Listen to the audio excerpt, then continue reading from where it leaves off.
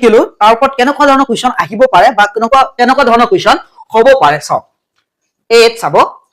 97 is a prime number. We know that 97 is last prime number from 1 to 100, between 1 to 100. Reasons: 97 has exactly two factors, 1 and 97. Both are correct. So option A is right. Both A and R true, and R is the correct explanation.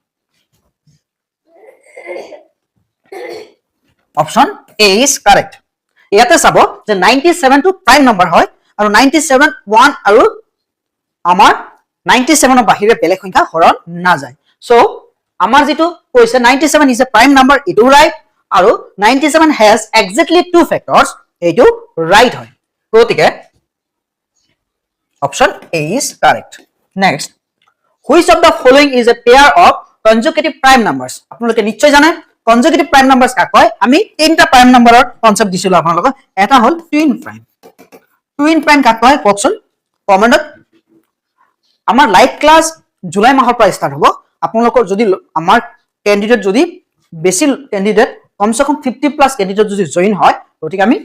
Live class July মাহৰ পৰা আমি আৰম্ভ কৰিম যদি বেছি candidate হয়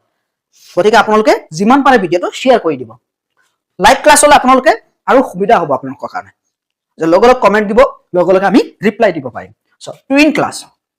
twin prime number twin class নহয় twin prime number কাক কয় যে prime number দুটা এনেকুৱা হ'ব লাগিব যে ডিফাৰেন্স কি হ'ব লাগিব 2 যেনেকৈ 3 5 এনেকুৱা 5 7 কিন্তু আৰু এটা পালো consecutive prime numbers যে এনেকুৱা prime numbers হ'ব লাগিব যেটো prime number serially হলে হ'ল ইয়াৰ কোনো ডিফাৰেন্স 2 হ'ব না লাগে কিন্তু দুইটাই prime number হ'ব লাগিব তাৰ পিছত এটা কি পালো co prime মানে ফৰ্মূলিক সংখ্যা এইটোত কোনো prime number নহলেও চলিব কিন্তু দুইটাৰ মাজত কোনো কমন যোৱা সংখ্যা থাকিব নোৱাৰিব যেনেকৈ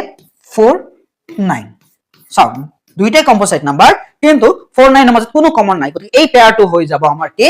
এই পেয়াৰটো হ'ব আমাৰ co prime number কিন্তু আমাক কৈছে consecutive prime number মানে serially prime number হ'ব লাগিব which of the following is a pair of consecutive prime numbers serially prime number 9 11 नहीं होगा